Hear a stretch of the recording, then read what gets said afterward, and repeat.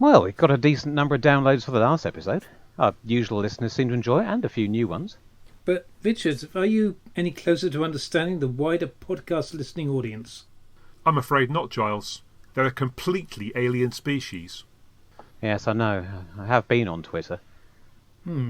How can we speak their kind of language? Well, clearly our podcast isn't getting through to them.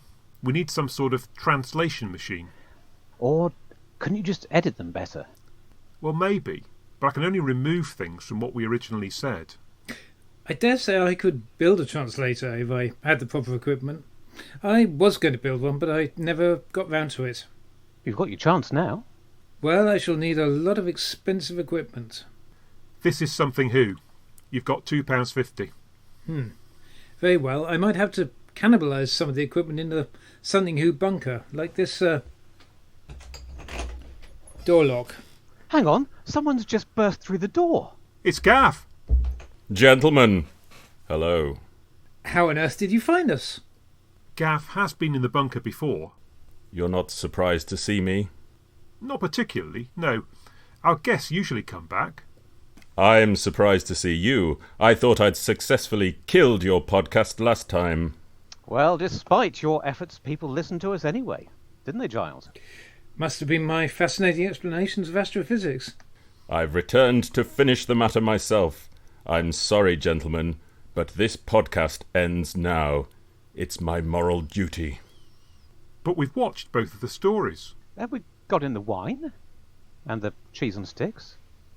And there's lots of science to talk about. It'd be rude not to give it a go. Did you say wine and science? Oh, go on then. Play the theme.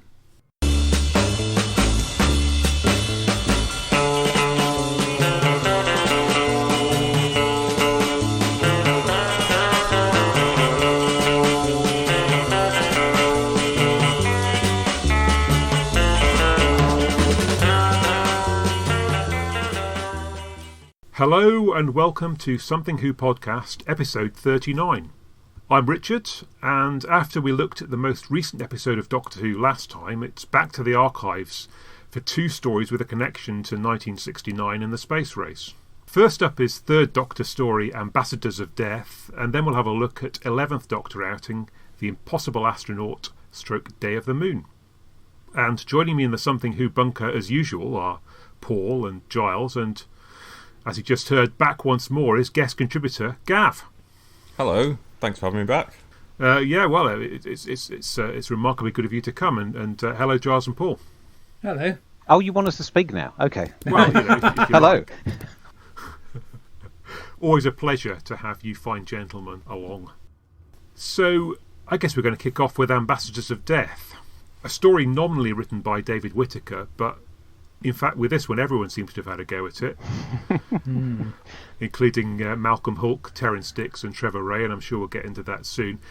Directed by Michael Ferguson, it's the third story of Season 7, broadcast in early 1970. I guess what I wanted to say about this initially was, this is one of these kind of strange mystery stories from the early part of my fan experience. Ambassadors of Death, there was no target book in the 70s. Obviously it was well before home video, and the plot is so incredibly ludicrously complex that no synopsis was ever going to really do it justice. So it's a story that I grew up not really knowing anything much about until probably the mid-90s. I don't know what your experiences of it were. I'd lay a guinea to a gooseberry that we're all much the same on that score.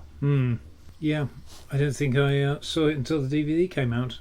So it was one of the last few, unseen Doctor Who stories that I picked off, of those that are available to see, of course. It would have been on UK Gold, wouldn't it? I must have seen it then. I saw it on UK Gold in the 90s, yeah. You see, I didn't have that. So I read the target book, and I have two very vivid memories, one of which I've forgotten.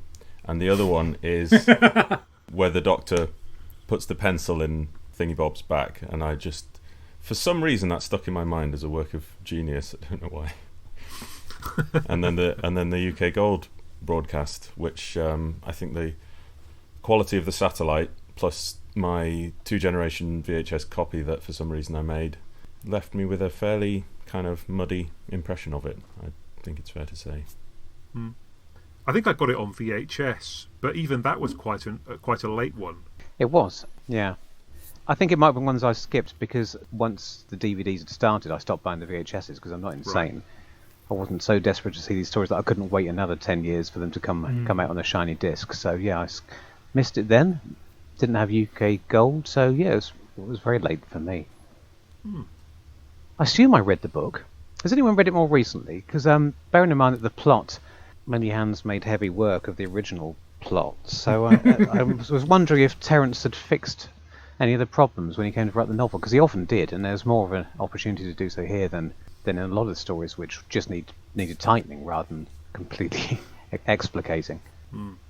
But no, nobody's read it recently. I do remember that Doctor Who Monthly did a sort of archive feature on it, and the plot synopsis was utterly impenetrable. I mean, it went to about 3 pages, but it was just almost impossible to follow. So certainly Terence must have done a better job than that, I'd have thought.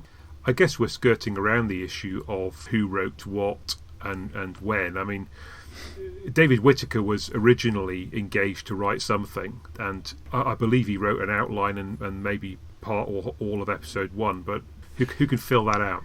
I've got some information on that. He was initially commissioned, I believe, for a 6-parter, which later became a 7.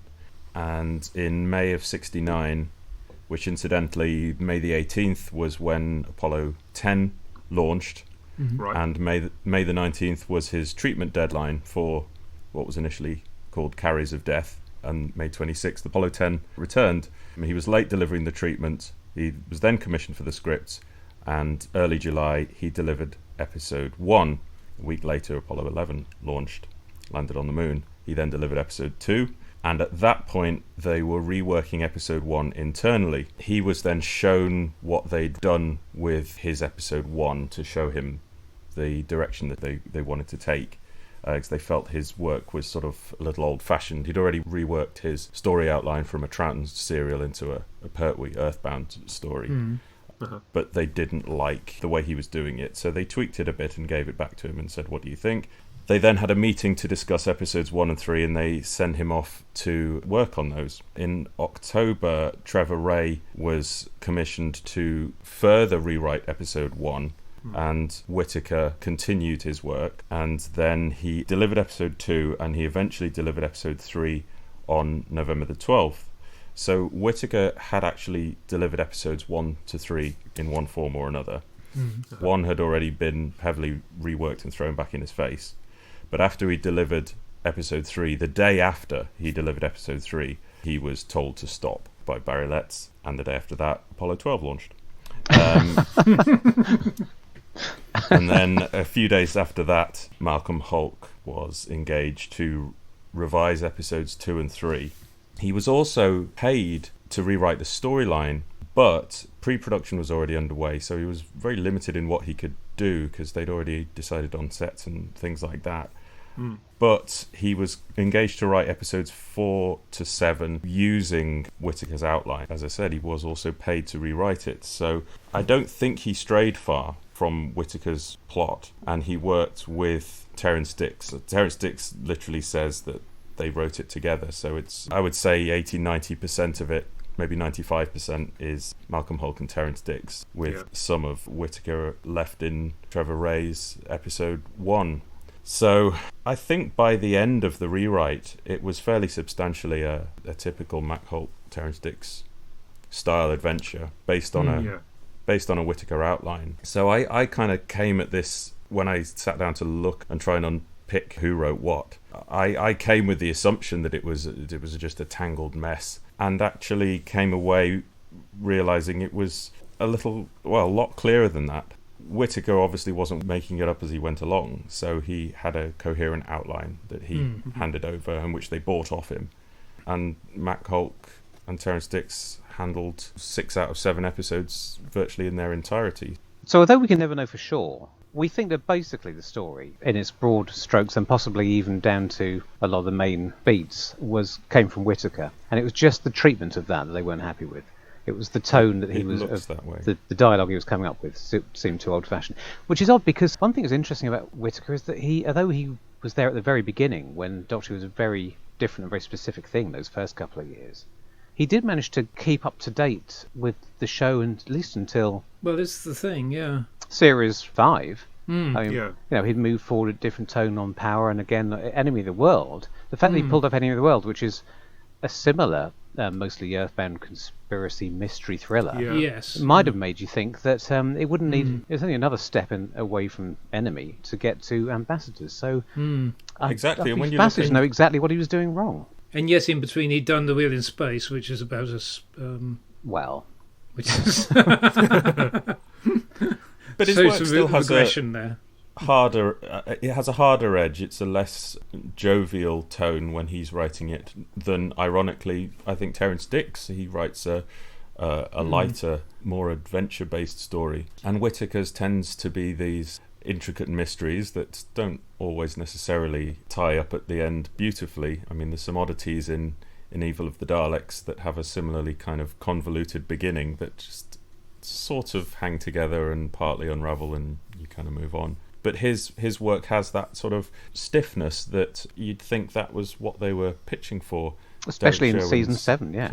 Yeah, exactly. So It's strange. I mean, there's only a couple of things that I've seen about stuff that we know from Whittaker's version, and one of those was that Regan was the main villain throughout, and that sending the ambassadors out on bank robberies and raids was a heavier element towards the end of the story. There was more of that in episode 6. But from what little I've seen, broadly speaking, what makes it to screen was David Whittaker's vision. I mean, there's minor details, like I found out that he wrote in a spacewalk, and in the end it was 2 capsules docking. I mean, if it's that kind of trivial stuff, then I don't understand at all. So it can't have been those details that were the issue. Puzzling. It's interesting because it's Malcolm Hulke. It feels to me, as I was going through it, a bit like a first draft of Invasion of the Dinosaurs. Yes. You've got a general, a politician, and a mad scientist. you've even got that. Yeah, I mean, in the background I was thinking that, and then it all came to a head with this, when Doctor Who meets the 3 astronauts who are watching television, who think they're on Earth, but they've just been brainwashed. It's the same sort of gag as the people who think they're on a spaceship and aren't. It's the inverse of the setup of Invasion. So yeah, and yet sort of lacks tonally. It lacks the lightness of touch even of a Malcolm Hulke, I think. I'm going to get fixated on the tone because you've got the plot covered. So I'm going to try and uncover quite as Sherwin had moved on, why they were sticking to this hard-edged thing when Terence Dicks, that's not his instinct, and why it took them so long just to turn the ship around and give us what we got in season 8. It is the opposite of a sort of cuddly unit story from sort of later in the Pertwee run. Even the unit characters are, the brigadiers are suddenly, in this one, he's, I don't know, muscular is the right word, but he's sort of throwing himself around and beating people up. I think that's all just Nick Courtney. Nick Courtney was gagging for any chance to get into fights and fire guns at people. He loved all that. Apparently he didn't. No, he didn't. Sorry, that was my joke, and it was so awful. Sorry. I said it with a completely straight face, so nobody would have known. Why did I do that? Sorry. Yes. No, he hated it. I was just going to say I find it interesting that it only went up from 6 episodes to 7, because I think when they were planning this series, and at what stage did they suddenly realise they needed to do 3 times 7 episodes for the stories, or to expand it to that extent? Because it does feel terribly, terribly padded. It's not a terribly original observation, and it grates in a way that some of the more egregiously padded later Pertwee stories don't, because it's not got that charm and that lightness of touch that actually helps it, so you're kind of enjoying the ride more, regardless of the fact that you can see, if you look at it, that they're just doing a load of run around to fill 25 minutes or so, while the plot doesn't move forward terribly much. There's also a sense of dread when the incidental music starts, because you know there's not going to be any dialogue for a long period of time. I mean, I know it has some knock-on effect, but there's 5 or 10 minutes where they have that famous stunt sequence where they try to hijack the capsule and recover it, and that's all completely redundant from a story point of view. because you could just cut from unit putting the capsule on the low loader to it being back at headquarters and all that business with the fight.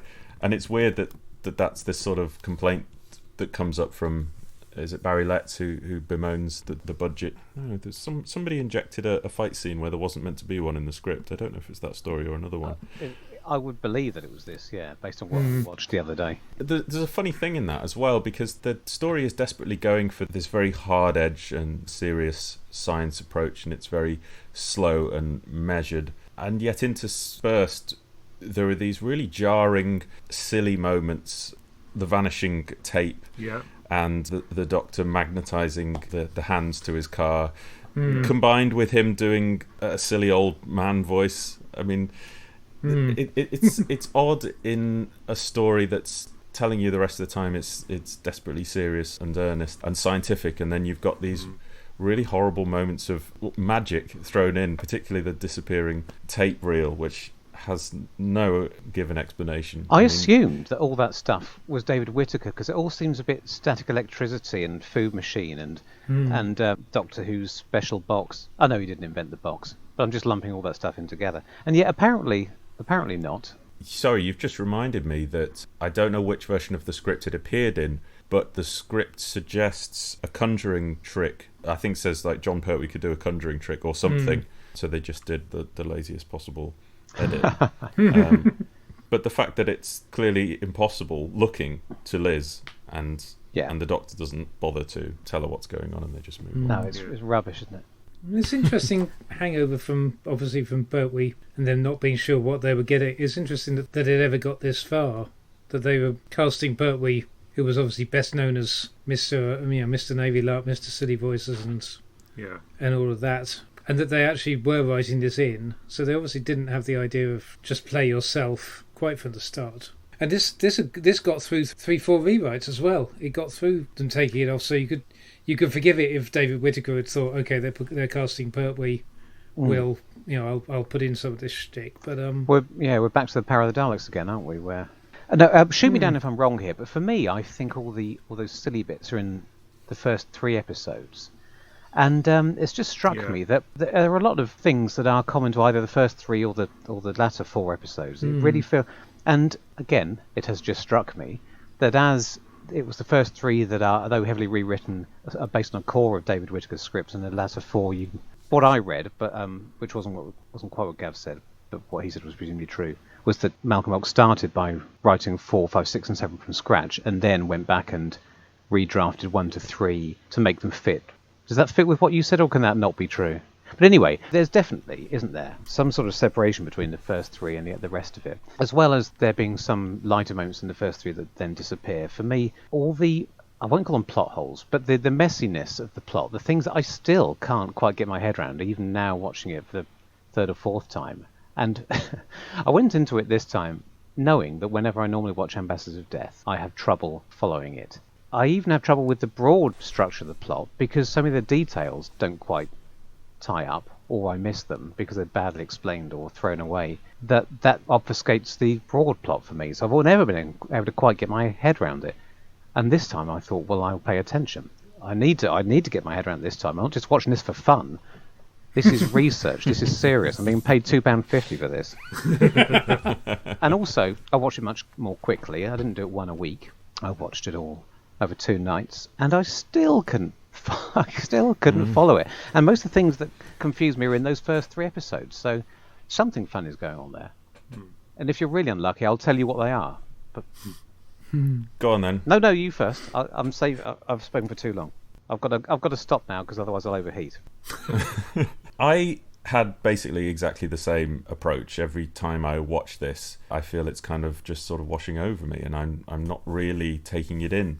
And I was conscious watching it today, making great effort, that I felt like I'd never heard a lot of this dialogue before, and I couldn't put my finger on why that was, whether I'd never fully engaged with this story or what. But my overwhelming feeling prior to today was this story was confusing and boring, and I didn't like it. And the weird thing is, the more I talk to most other people, not everyone, the more I discover that this is absolutely a beloved story. And I ran a Twitter poll today, and I said, do people think it's good, bad, or mediocre? And the number of replies I got saying, why haven't you got a superlative better than good? 80% of people voted it good. And I found earlier on today, the more people were telling me how amazing it was as I waded traumatically through episodes 1 to 3, the more I didn't want to agree. But by episode, however many it is, 27, I really came round to it, and I went making notes. What happened to this character? And then I would find myself crossing them out later when it was explained, and I was writing down no explanation as to why the henchman died. Oh no, actually there was just dialogue later that I apparently never picked up on before, and I'd written, so Tartalian is good now apparently, and then I crossed that out because no, he isn't, he just gets double. So all this stuff, and I was just making really nitpicky notes and finding myself increasingly wrong about it, and by the time I got to the end, I think everything ties up. Oh, good. Well, when I approached this, I was all ready to give this a proper slagging off and bemoan how it was like Lost, and that it was just made up as it went along. Nobody knew what was going on, and they were just throwing in twists and turns, and none of it tied up.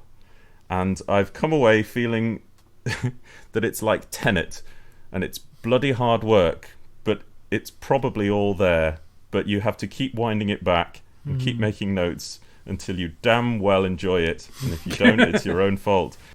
I'm not 100% convinced of this theory, but I am not prepared to give it the slagging off that I was going to.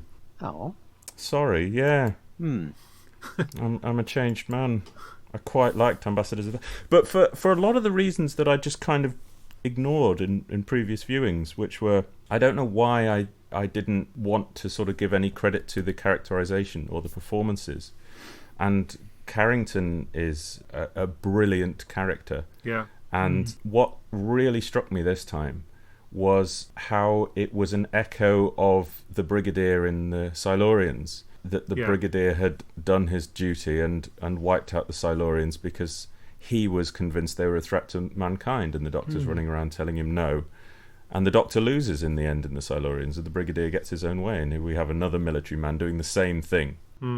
And the Doctor nips it in the bud this time. And I had a demented idea at one point. I thought, wouldn't it have been amazing if the twist had been that it was the Brigadier, not Carrington, and that it was the Brigadier trying to sabotage the whole thing. But anyway, that was a tangential thought. I'm curious to talk about plot points, because I came away surprised that I'd scribbled out all my snarky comments. Well, in that case, if you're happy for this to be another epic, can I just go... I haven't got that many, but can I go through the problems I had and you can explain to me? I mean, there's plenty of people who just inexplicably come back to life. I'm not going to list all the units, all the Havoc stuntmen. Yeah. The thing that confused me is that the castle just settles down in the latter half. The bad is once Regan comes in. It's Regan and his underlings, and it all gets a bit clearer. But there's a lot of churn among the henchmen in the early part. I was particularly irritated by this sergeant character, who was privileged in episode 1. We got a lot of focus on him. He's leading the battle. He's arrested, taken back to unit headquarters. He's helped to escape. Now, is that him in part 2 that we see during the... No, can anyone help me with this? I don't think it is, because I thought... In my head, we never see him again after part 1, or if he's released at the beginning of part 2, whatever. And I thought that was... I was waiting, and he never showed up again. I think you're right. That is a redundant storyline. Because there's odd stuff sprinkled in. Like, there's the bit where... That bit early on where they say, don't kill anyone unless you absolutely have to. And then they immediately go outside and start murdering people. And then when that sergeant gets the chance to kill the Brigadier, he doesn't. And you expect there to be an enormous reveal later as to what that motivation is. And all we hear is, you were told not to kill the Brigadier, weren't you? And that's all we're left with. So I'll give you that one. Who's done the risk assessment on that? Because it doesn't seem like it can possibly be worth the loss of life on both sides. I mean, what's actually going on there? I think I enjoyed this more than I normally do, and my biggest problem, my biggest criticism, is that bloody battle. It sort of hangs over the rest of the story because it's so nonsensical. And it doesn't even look very good. It's just rubbish. It does look like an audition piece from Havoc. Or, as you say, it could be the battle that was inserted in the script that wasn't there. It doesn't make any sense in the plot.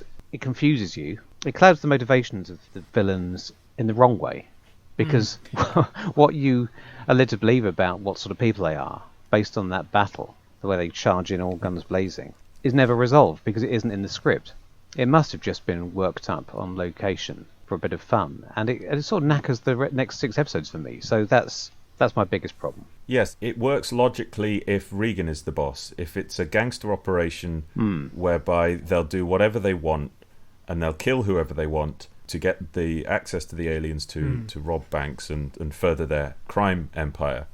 But if the real top villain is Carrington, as it turns out to be, then, as you say, it makes no sense, because Carrington then later tries to sell them this cover story that the astronauts might be carrying dangerous plague-like radiation that's going to infect, and it might hurt people.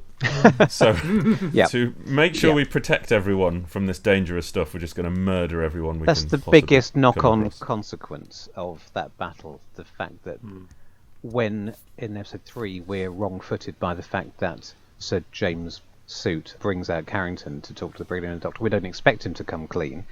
And what he should, and of course he doesn't come clean, but what he should be saying something we believe. Because the fact that what he says is completely, we know isn't true, because we've seen his MO in episode 1, means that the intended twist later on, that he really was the villain after all. It's supposed to be a double twist, isn't it? We're supposed to think, or maybe he's behind it. Oh no, he had a good explanation, that's fine. It must be these other villains. Oh no, it really was him.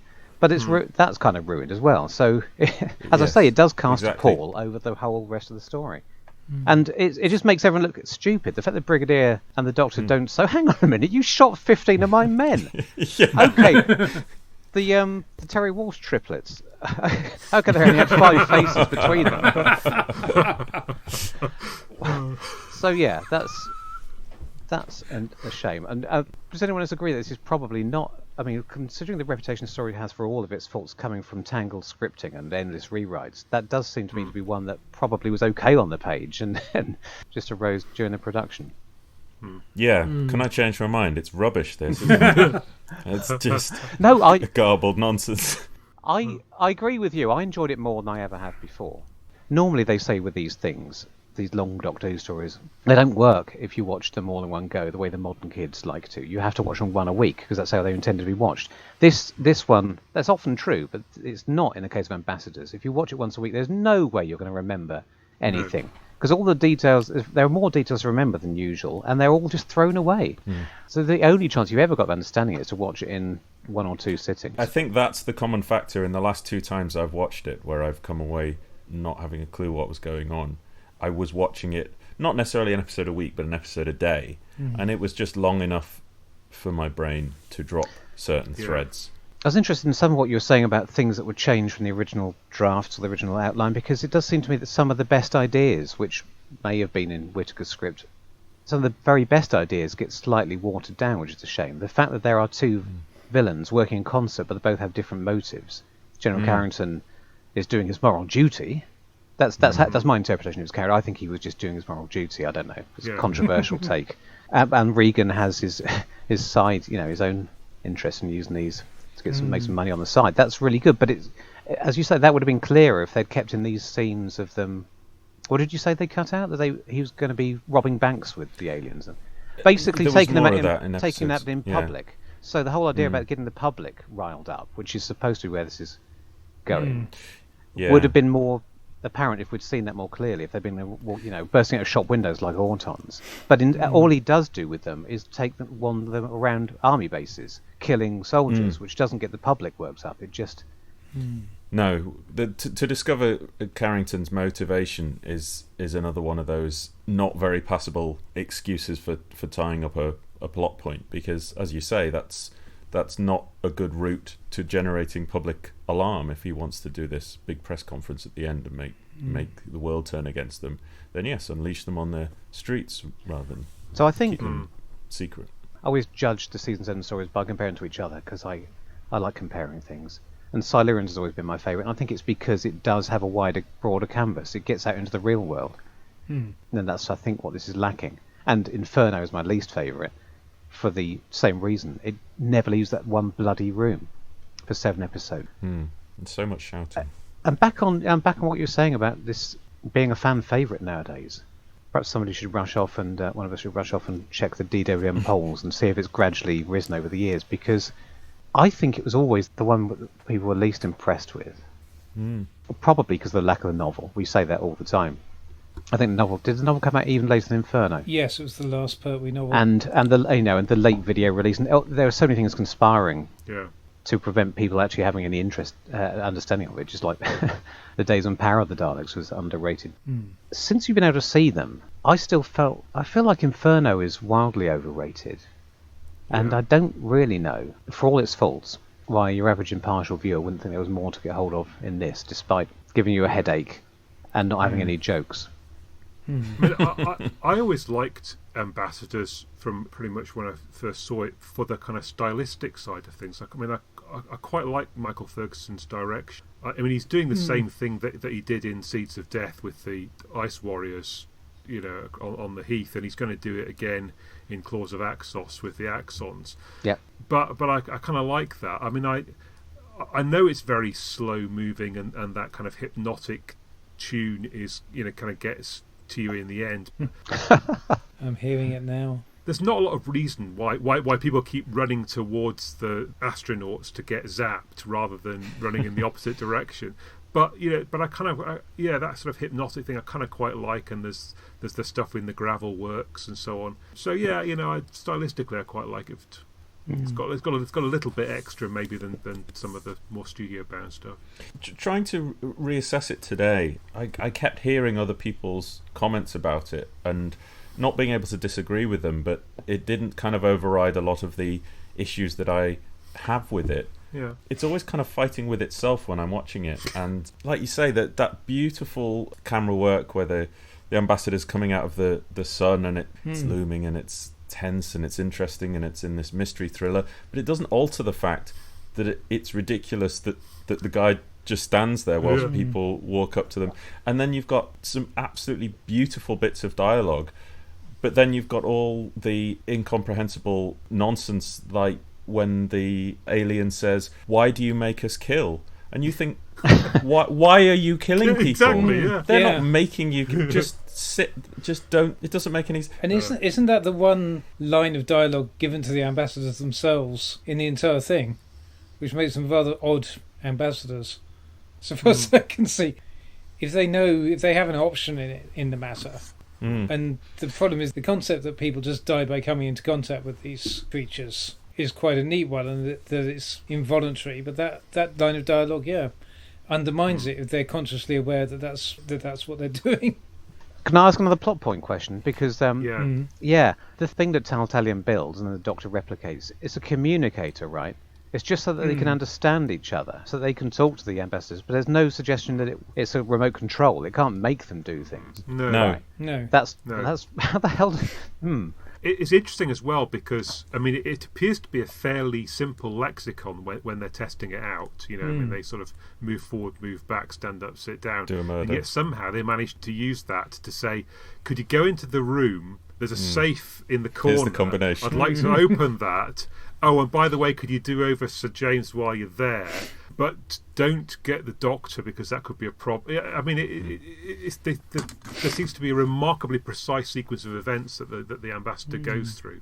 They are acting brainwashed. That's the other thing that doesn't chime with what we're then told about them. What this reminds me of, and to be honest, Regan's scheme and this whole thing, it would fit in a later series of the Avengers. Rather, it's an Avengers plot. Yeah. Like aliens being used. It's very much if you put some Laurie Johnston music underneath some of the sequences instead of that bloody bit and tightened it up. The whole thing about using a bunch of radioactive aliens to rob banks is quite.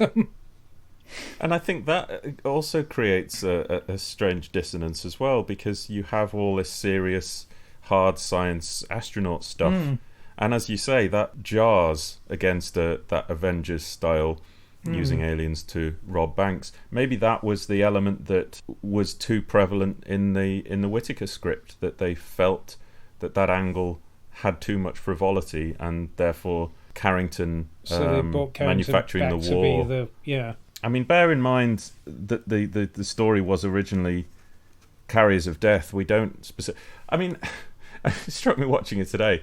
6 episodes. After 6 episodes of watching the Ambassadors of Death and seeing the Ambassadors of Death come up every week 6 times in a row, how did you feel about the twist they turned out to be ambassadors? I mean, people make fun of robots of death, but yeah. Yeah. And then at the end, the Doctor packs them off and walks off set with a jaunty whistle. And there has been no ambassading. no. And considering that John Abineri's in this thing, I mean, I bloody well expect more ambassading to go on. So so the kind of what happened next? It certainly leaves a bloody big question mark. Because ultimately, because Whittaker conceived it, I've just remembered it was meant to be a first contact. Yeah, that's the thing. Story. That was the original, and at the end, everyone walks off. And the resolution to the story is that there's not going to be a war, and that they just get back in their spaceship and go back to wherever they came from. We're never told. The story doesn't... I mean, we weren't promised it because that sort of got left behind in the 27th rewrite, but the idea of it being a supposed first contact and that these are ambassadors, that just drifts off into obscurity. It reminds me of the end of the Matt Smith story with the Zygons. Is that the end of Day of the Doctor or the other one? Yes, no, it's the end of Day of the Doctor. But then Day of the Doctor, where he locks him in a room, says, which is why they had to come back to it. Yeah, and it has that element of this is a big deal. Now go and sort it out, and you can't really do that. And they make the same mistake with the Silurians in the new series again, because they're opening up the world that we know to become a world that we wouldn't recognise, and so you have to immediately dial that back again, because otherwise you can't set stories in the future without it being overrun with Zygons or blobby blue face people or Silurians or whatever. It gets a bit which is fine with most of season 7, if you accept that that's where they're try to be plausible near future sci-fi kind of thing. And then so you've got the Autons. The Autons can probably be covered up with a cover story of some sort or other. The Silurians are put back in their box, and the Plague can again probably have a unique cover story, and Inferno, obviously, as you say, all happens neatly out of the way of the public. So this is the one, and it doesn't feel like it would have taken much to just come up with some... And you only need a couple of lines of dialogue just to explain humanity is clearly not ready for contact with our superior spaciness. We're buggering off until you grow up. We'll try you in another 50 50 years. Yeah, exactly. That would have been a neater... And the fact that, again... You have the alien who appears on the spaceship, and then on who appears to be played by Bez or something like that. It's constantly throwing shapes a bit. So again, why are you sending these ambassadors if they're not gonna? If they end up being voiceless, and they're good as a creepy concept, but at some point they should have spoke for themselves, perhaps. I'm ringing my question bell again now. Another thing I'm happy to admit I didn't understand. Is it explained that the signal that the aliens are sending in episode 1 contains the plans to the communicator that is later built? Yes. Is that is that skipped, or was I just not paying attention? Was I half asleep when I watched this? So the main explanation for it is in a cut scene where yes, I know. I heard that rumor. There's a scene where Liz works out how Tartalian has sabotaged the computer. She unsabotages it. They run it through the machine, and she successfully works out that they are pictograms, and all that is gone. But it is recapped in a few words. In the scene that is in there, where the Doctor comes in and says, "You're right, Liz, these are pictograms," and then they somehow from that build a communicator. So do you forgive me for not having picked up on that? And it's a very important point. Well, it's past me, and it's a great sci-fi. It's something of a staple, but it is a good sci-fi idea. That the first thing you send people is the first thing you send people is is how to communicate with you. And it answers your question. Yeah. What were they up to? What did they hope to achieve? Well, they did come here to talk, but we didn't get the message. Perhaps if they'd sent it a bit earlier. But it makes you also wonder, how did Carrington arrange the whole thing without being able to speak to them? Because he's sent out this message to say, send us 3 ambassadors and we'll send up a ship and you do the swap and this, that and the other, and we'll come and get you and we'll put a tape recorder in a really important scene off screen, again recapped in 3 words, which is another thing that I think I'd failed to understand is where had the ambassadors gone and how they got to Earth, and it's just very quickly glossed over where the brigadiers, or Liz says something like, oh, we were all sent out the room for 30 seconds and they must have got them then. Is that sorry, I missed that as well. When precisely were they supposed to have been? Between when John Pertwee drives them in the truck and then when they get the oxyacetylene torch. Oh, right. Oh, see, all this time I was assuming that the baddies somehow managed to get... Oh, right, okay. Well, that answers none of my problems. I thought they got them out of the recovery module before unit arrived, so that it was always empty. No. Because that made me wonder why they bothered to then have this massive fight to steal it if they weren't in it. Right, okay. Yeah. That makes this is more sense. This is the thing. I think it's all in there, but it's so badly put together that it's really hard work to. It's the thing. Sorry, no, I completely take that back. It's not all in there. Some of it is in there, and there are definitely bits that aren't. Somebody here is the Christopher Nolan of their day. Is it Trevor Ray? Trevor Ray. It's all of them. Yeah, Trevor. They're a Gestalt entity. It takes 3 of them to be as clever as Christopher Nolan. The thing is, Ferguson's the direction. Coming back to that, it's got a good visual style in a lot of places. I mean, things like that shot, the opening shot of the whole thing as well. That control room shot is quite impressive. Considering the limitations they were working with. It's got a nice visual flair, but as you say, it just feels like it falls apart on the basically putting the bits together to tell the story properly. Because I think the character-based dialogue is brilliant. The stuff that's isolated from the intricacies of the plot, I think Regan's character is superb. Yes, and I love the way he connives his way through the story, because he's obviously developing his opportunities as he goes.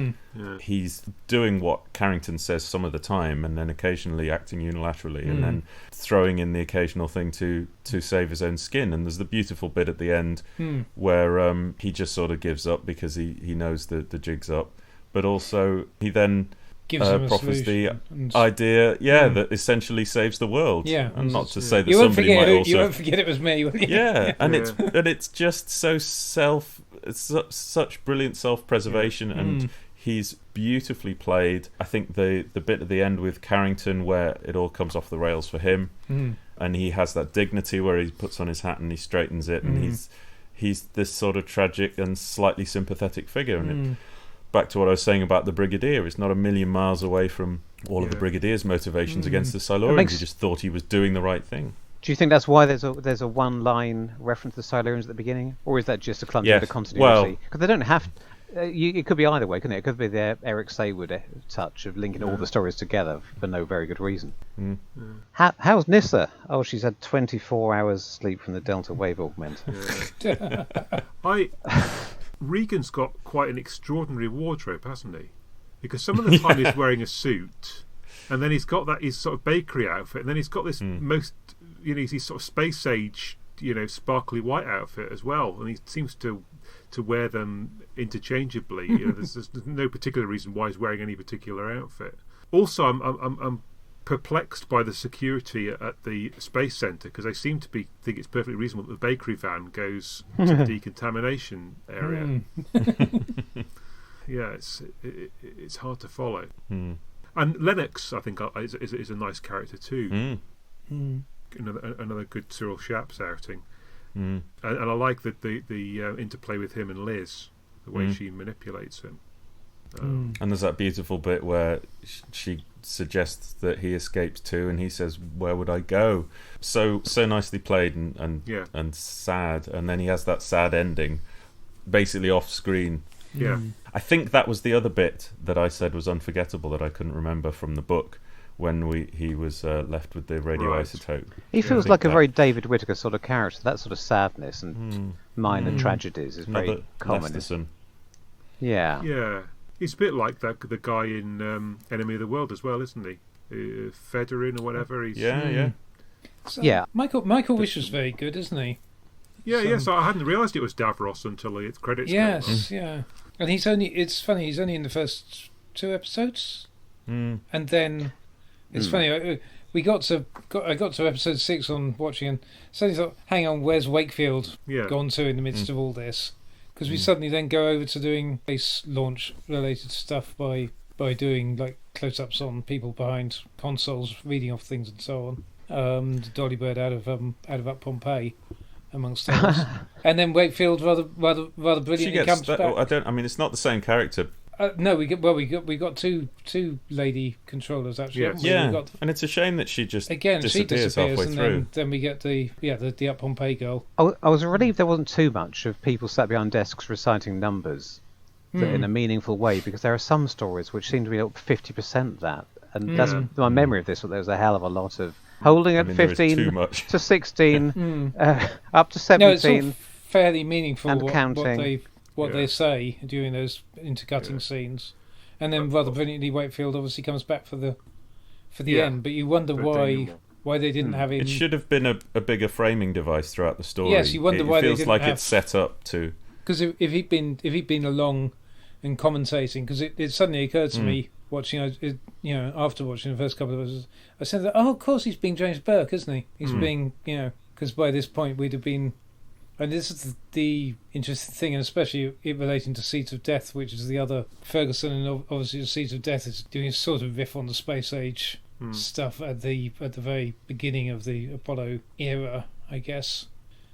Which, considering he was apparently doing that without an auto cue, I mean, I know he's an actor, but but I was still quite, I was surprised when I read that he did it without an auto cue and was deliberately like trying to flick his eyes from right to left as if he was reading an auto cue to give that impression. If he'd done that through all 6 episodes and just had him occasionally popping up to be a Greek chorus to tell us what was going on and bring people up to speed, and then had episode 7 where he turns out doing the interview with Carrington turns out to be crucial to the entire denouement of the plot, it would have been rather a clever idea. I mean, it's a big influence from, I think, the Quatermass experiment. Although it's Yes, probably not, well, that's the it's other not, thing we haven't mentioned. Yeah. not unique to it, but the news, the news coverage, being the commentator. And of course, very Quatermassy anyway. Toxic astronauts. Yeah, the exposition doesn't feel too bad in his voice. You sometimes get some pretty clunky stuff dumped on you, but when it's the reporter, it doesn't seem so bad. Yes. There's a very touching moment, I think, in this as well, where the Brigadier wants to send the Doctor off, and then he also wants to go and see him again when he lands, and sort of say hello to him again. But he's stopped because decontamination, whatever. But it feels like the Brigadier is sort of slightly a loose end when the Doctor's not about. I don't know what to make of that, but I just thought it was quite. I thought it was quite funny that the Brigadier just seems to want to be close to the Doctor. It's got all the answers, that's why. I was really impressed. There's a great bit with the Brigadier in episode 5 or 6, and Brigadier's doing some really good detective work, and he's been analysing this and that, and he's looked at the mud on people's shoes for chemicals to work out. He's doing a which Sherlock part of the Holmes world. routine. Yeah, I mean, it comes to absolutely nothing, but I love the fact that he's doing all this thorough stuff that might actually lead them somewhere, deploying his resources. So, Giles, there's some pretty duff science around all the rocketry, I think. I mean, I'm thinking perhaps of the sort of 30 miles an hour as the thing is whizzing across the map at unbelievable speed, but also there's all this That will kind pass me by, I'm afraid. the premature ejection of the first stage or whatever it is. It all seems it's all going to be absolutely right on the edge, and then suddenly everything's fine again. I don't know. It doesn't fill me with a real sense that anyone knew what they were talking about in terms of rockets. No, well, Whittaker science, I guess. But you're gonna catch me out now, because I must be honest. I started watching about 2 weeks ago, thinking we were going to be recording a bit sooner than we are, and now an awful lot of that has faded into the background, and I ended up watching like the last once we had our recording slot fixed. I then I postponed and waited and watched the last 2 episodes a lot closer to time, and I'm afraid I just didn't have the will, and I didn't have the commitment to this podcast. It shames me to say it, to go back and watch the first 5 episodes again and refresh my memory. Nobody should have to watch it twice within the same fortnight. I'd say that much. There's an interesting thing they set up with the space capsules. So the idea was that the lander goes to Mars and then takes off from Mars, but it doesn't have the re-entry capability. So they have to send up the recovery capsule to do a space rendezvous, to dock, to get the people down, to then bring them back to Earth. It's a horribly inefficient system, but it led to a nice gratuitous space-based model shot as they desperately tried to emulate 2001. Yeah. And it's funny, it never struck me before watching that there's a second parallel to 2001. At the end, of course, they go to the alien ship, which is in this surreal environment as per 2001, with this fiction designed for man, and so you've got the Dave Bowman character in his fake hotel room, like you've got the humans watching the fake football match, and I thought that was an interesting thing. I don't know how deliberate that was, but 2001 hanging around in my brain. But I dispute that Procol Harum is evocative of Blue Danube. I'm not sold on that idea. No, but then it's it's obviously very close to. Where did they play it? They did play it in space, didn't they? Is it Apollo 9? Is that a real space-based reference? Because I've heard people claim that it's attempting to evoke the Blue Danube sequence from 2001. Well, I think visually it is, but not the music. Are we kind of winding towards a conclusion on this? I think we should start a fan theory that Regan is the master.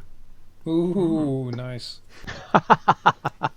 I mean, he was great, and he's definitely a worthy villain for return. And I like the fact that neither him nor Carrington are just gratuitously killed off, which would have just tied up loose ends in the way that we're expected to believe there's never any investigations or court cases about that kind of thing. But instead we're left with this idea that maybe Carrington has to go off to a mental hospital or something like that, and Regan probably slips out of his handcuffs on the way to the police van or something.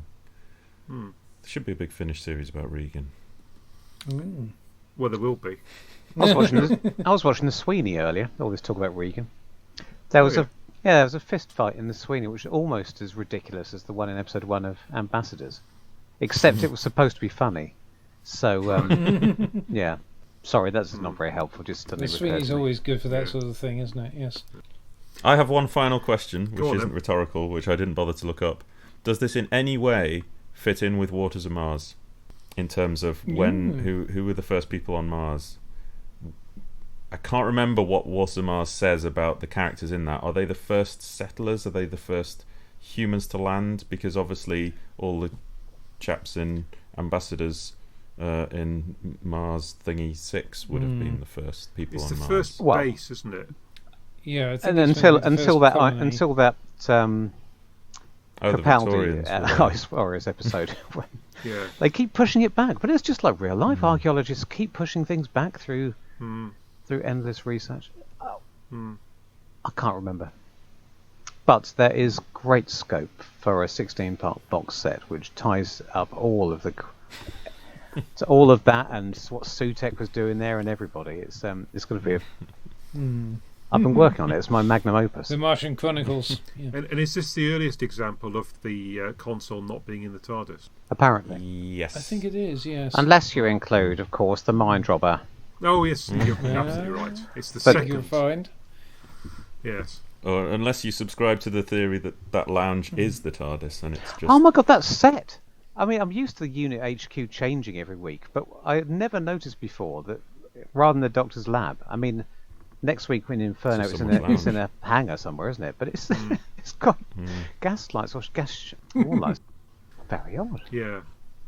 And apparently that sequence, although it stinks of being padding, apparently it was added because they wanted to muck around with And this is the Barry Letts influence coming in, I think, because apparently this sequence with all the time jumping around at the start was added because they wanted to do a test of what sort of things they could achieve with the new video technology. Apparently. All right. So. I thought you were going to say they wanted to do a test for Day of the Daleks in 2 years' time, or to see, if Well, they yes, could get away with quite.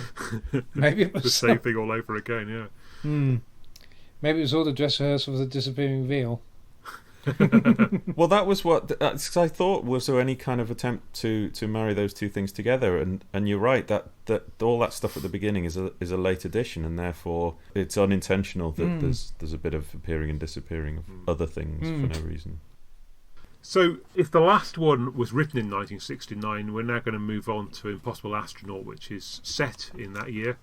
Written by Stephen Moffat, directed by Toby Haynes. It's the start of Series 6. So it kicks off with a kind of remarkable... I don't know, is it clever or is it stupid that all the kind of historical stuff, the Regency, the World War II tunnel and the Laurel and Hardy, it's clever, I suppose, but I mean, is it too clever? I'm not going to criticise my mate Stephen Steve. Moffat, so it's both at the same time. What's the point of it again? Is it just to establish time has passed, the Doctor's been out having fun Sort of, yeah.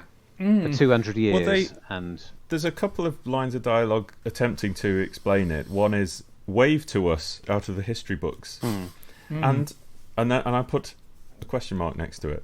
And there's a lot of that, and it's sort of showboating. Yeah. And it's fun, and it's funny, and it's inconsequential and frustrating, and you're just expected to move on and not worry about it. And I thought that was a curious parallel, as it had me feeling a lot of the same feelings as Ambassadors of Death, but that it was sort of intentional, or at least not unintentional this time, rather than it being 12 different writers all not really knowing which threads to pick up and put down. If it's some one singular vision, I don't know how forgiving we should be of stuff like that, where it's inventive and chaotic. But yeah, what is the point of it? I wasn't going to bring this in this early, but do we think that there's a distinct shift right at this moment, at the start of Series 6, towards the style which will become Moffat's signature for the rest of his time there? He spent Series 5 doing a sort of Russell pastiche. Yes. And although there's a running storyline, it's not nowhere near as complex as it will later become. I mean, so yes, all those opening scenes, there's lots of that sort of thing for the next 5 or 6 years, aren't there? And and then the complexity of this story in itself, the complexity of the season in itself, the fact that what a third of this is only there to advance a season arc, that's all new. I think maybe it's the high watermark of that. Not only is it the start of this, it's actually the single most complicated season that Moffat does. Yeah. When I was making a couple of comments and notes about things that happened at the start of the story, and I was throwing forward in my mind and getting frustrated, knowing how they become resolved or not. And it took me a while to remember that's not anything from the end of Day of the Moon. That's from the end of whatever it is after Let's Kill Hitler. If it's not the end of that one, I can't even remember where they come back to that beach to resolve that storyline. Isn't that at the very end of the season? And the Wedding River Song, Is it? Is that the story with the Tesseract? Yeah. Yes, I've only watched that once because. Well, the Tesseract is in Let's Kill Hitler as well, isn't it? Yeah. But isn't that the story that resolves the paradox on the beach? The Tesseract is introduced in Let's Kill Hitler, and then it's then used that's as the final it's then used as the the Wedding resolution in of- Wedding River Song. I thought the Reading of River Song was the one with. You're thinking of the husbands of River Song, possibly. I am. You're right. The conclusion that I came to, I asked myself, can I review this story? Because I either need to review it knowing how that wraps up on the beach, or I will review it based on how I remember it on the date of broadcast. Because I was incredibly frustrated watching it again, knowing how it ties up. But that's not to say that it doesn't stand alone if you don't know how the story ends. Is that a valid way of looking at it? I mean, that's not to say it doesn't stand alone. It doesn't, but for different reasons than. Yeah. I would say don't watch The Wedding of River Song again, because I made the mistake of doing that, and it is the most frustrating 45 minutes imaginable, I think. At least this has the merit of being early in that story arc, so yeah, a lot of it is quite watchable. Do you think that it was all plotted from the moment of writing that scene on the beach? Did Stephen Moffat know? Very the good question. Tesseract? Because the thing that frustrated me most, with the foreknowledge that I'm not supposed to have first time watching this episode, when he dies, and they have the dialogue, Amy says maybe he's a clone or a duplicate, and that is the signal to the audience that he is not a clone or a duplicate, because that would be breaking the rules of television signposting. And then you've got Canton who turns up and says he's definitely real, that is the Doctor. So you've got double the emphasis on this is not a fake out. Whatever you're seeing is going to blow your mind, because I, as the author, am not going to lie to you about this. He is not a fake, it's not a duplicate. What you're seeing is all real, which then presents the problem. It's too big. What can you do with that? Obviously. And it put me in mind, funnily enough, in both ways at the same time, of Avengers Endgame, when Thanos kills Loki. Spoiler alert for anyone who hasn't seen the highest grossing movie of all time. And he says, no resurrections this time. And there's then a trust with the audience that he's not going to just spring back to life. Yeah, one of the other characters asks the question for you, doesn't he? In the same way that, as you said, River does. Yeah. So he says, but he's been dead before. That's the point. They say that, don't they? Yeah. They ask the question the audience is thinking. Yes, and so you answer that. It's like, well, this is the Doctor, and there could be time travel, and he could be a clone, or he could be a duplicate, so he appears to be dead. And yes, exactly. The question is answered that you're asking in your head. And they say, no, it's all real. And then they reinforce it when it came to the mid-season break with that cutaway teaser directly after A Good Man Goes to War, the Doctor Who will return bit. You go underneath the lake and see the Doctor's skeletal hand clutching the sonic screwdriver. Oh, I'd forgotten that. A lot of people do. Okay, is there any explanation for that? I've got into big arguments with people about whether or not that is, what do you call it, diegetic or not. Yeah. Whether that is meant to be part of the narrative or... How can it not be? But again, they keep kind of reminding us. Do you know what? There's a similar... Gavin and I are going to do a Lost podcast at some point, and that reminds me of a similar cheat they pull at the beginning of season 6, the most controversial season of Lost, which makes or breaks any fan. But there is an zoomed down underwater shot of the island having been submerged at the very beginning of season 6, to tell you that you are definitely not in an alternate reality, but that can only be a result of the bomb having gone off at the end of the previous season. And of course, that didn't happen. So that's one of the only things in season 6 where their bait and switch actually doesn't play fair. So it seems that going underwater is the last refuge of a scoundrel in narrative terms. But I've certainly got into big arguments with people who say, no, it's just promotional material. And I'm saying, yeah, but it was pitched, the way it was shown. Oh, you're saying, was it a trailer? Was it in the episode? It was shown, it was directly after A Good Man Goes to War. Well, that's part of the episode, isn't it? Whether it was or not, it came through Moffat. We'd had the BBC Slugline 2012 or whatever. Oh, I see. And then the next thing that came up on the screen was... Is it on the DVD version, though? Or the iPlayer version? Good question. You can have a look. So, Gav, right, you asked this question. Ordinarily, you would think, wouldn't you, that as these questions are resolved in the same season, that might be several months away or 13 episodes away, but for goodness sake, you would ordinarily think that they would not have started production on the first episode until the whole thing had been plotted, if not every episode written. I would never think twice about that. It's the smallest unit of cultural art of television in which you could expect some kind of internal consistency one season. But I think you're right. It savours of having been made up as it's going along, because the cleverness of the explanations, both within the episode itself and the larger questions that are answered over the season, there are only clever in inverted commas here, whereas Moffat had never really let me down before. It always, whether he'd made stuff up as he was going along or carefully plotted the whole thing out on graph paper beforehand, it always felt like the latter, He was good enough at papering over the cracks and giving you little bits of misdirection so you don't think too hard about the things that don't quite work. And here was the first time it started to fall down. So the idea that he might have written himself into a corner by starting, or maybe, by starting with something of such a big moment, maybe setting himself a challenge, saying, this will look good, I'll think about how I'm going to get out of it later. It's got to be possible, hasn't it? Because what other explanation is there? And it's so odd that he didn't. This is all off topic, of course, isn't it? But the explanation that it's the Tesseract is possibly the least satisfying explanation we could have had, isn't it?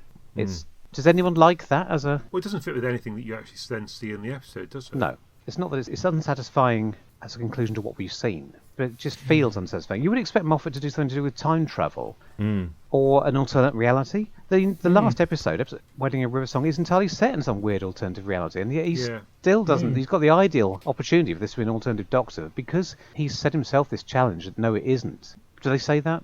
You said it's not a clone or a... Yeah. Well, Amy says maybe he's a clone, maybe he's a duplicate. But nobody denies he could be from an alternative universe, and yet we don't get many of them in Doctor Who.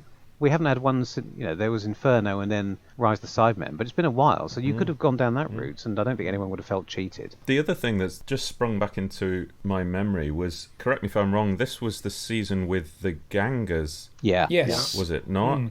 And that resolves some of the Amy plotline. Yes. Well, and that was the weirdest thing, was that turned out to have nothing, because that was the biggest signpost. Well, and we do get the duplicate, the Ganger Doctor in that. Exactly. Would that not have... But then he kind of delighted in some ways, and you thought, okay, he's been clever here. He kind of delighted in presenting us with various options of, it could be this, various things that could be a fake Doctor throughout. Certainly in the first part of Series 6, because you've got two. Well, and of course that's the second part of Series 6 when you get the Test Selector. So he kind of delights with teasing us with, it could be this, it could be that. And I remember the fandom going wild with theorising at the time, and everyone saying, well, it won't be, but it won't just be a duplicate because... Was this the period when he was also in the midst of resolving the big Sherlock cliffhanger, which ended up being... Two Fingers Up? No, I don't think so, because Series 1 of Sherlock came out after Series 5. He's definitely got his Sherlock head on, though. I mean, there's a little tiny moment where the Doctor works out the clue of the three the little girl's name, but it turns out to be three signposts. And the way he explains that is Sherlock, not the 11th Doctor. And I think it's the first of many occasions where they start to cross-pollinate. Yeah. I remember the whole sort of thing on the cover of Doctor Who Monthly saying... one of these four characters is going to die. Yeah. I remember my immediate reaction to that was, oh no. What a lame premise for the start of the season. It didn't make me think, oh how terrible. The trouble with Moffat and death is that it's never final, is it? He sprung it too many times. There's too many. We already had two Rory deaths in the previous series. Well, exactly. Rory dying became a running gag in Series 5, didn't it? Yeah. Indeed, and. I guess the thing that worries me is that it's death being so final in everyone's experience, but in Doctor Who, it's fine, don't worry about it, we'll sort it out. It's just so fake, so unlike our experience in the real world that it always seems disappointing when it happens.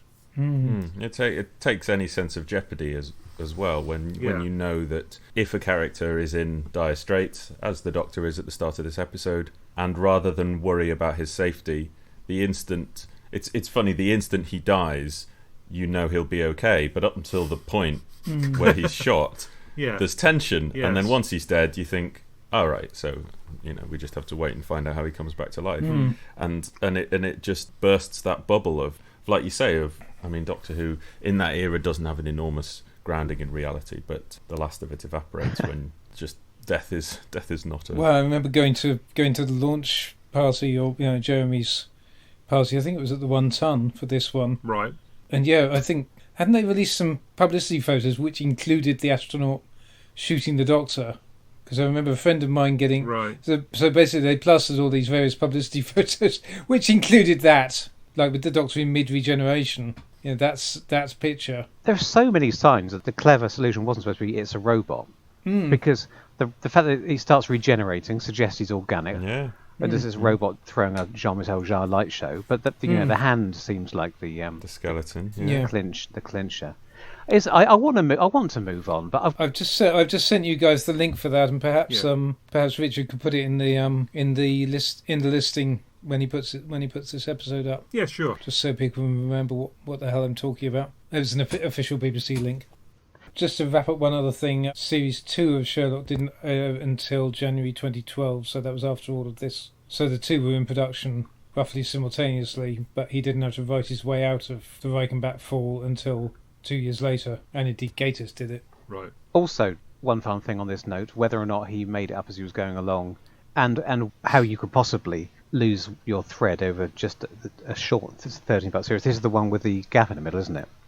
Yes. Which is related to Sherlock, because the rumours are always that he just couldn't, just didn't have the time to do it on the original schedule with 2 programmes on the go at once.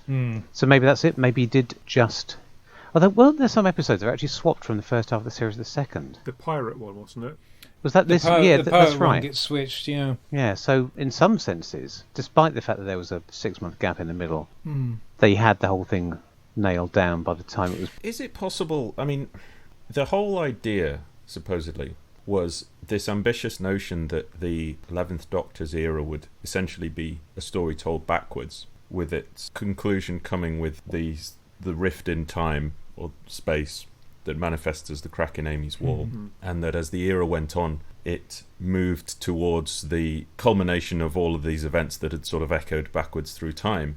And I think initially, like, the explosion of the TARDIS and Trenzalore and all that was all supposed to be in one ultimate situation, and that got sort of partitioned off and delivered into separate milestones as it went. I think. I'm not 100% sure. I don't know how much of that is conjecture. Okay. But I just wondered whether there was a bigger, longer way that this was going to tie in to that big final ultimate story, and that the Trenzalore and the TARDIS exploding, creating the crack and the death of the Doctor on the beach might have all been in his final episode. But that somehow doesn't... I can't see how that could have all come together. But I don't feel that the Tesselector was the original intended resolution to this death on the beach. Like you say, the regeneration and energy is really hard to overlook.